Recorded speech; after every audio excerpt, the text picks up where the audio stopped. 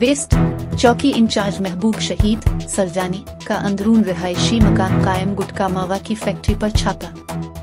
SSP west मुल्जिमान Surjani sector L1 में अंदरून मकान फैक्ट्री में भारी तादाद में गुटखा मावा तैयार करते थे।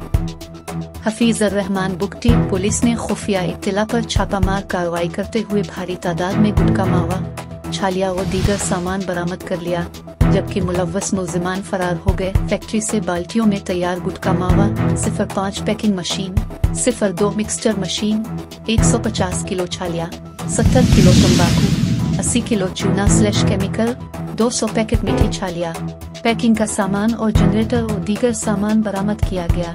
मुलव्वस मुल्जिमान के खिलाफ ज़ाब्ते के तहत मुकदमा दर्ज करके तफ्तीश का आगाज कर दिया गया है। फरार मुल्जिमान की गिरफ्तारी के लिए छापे मारे जा रहे हैं।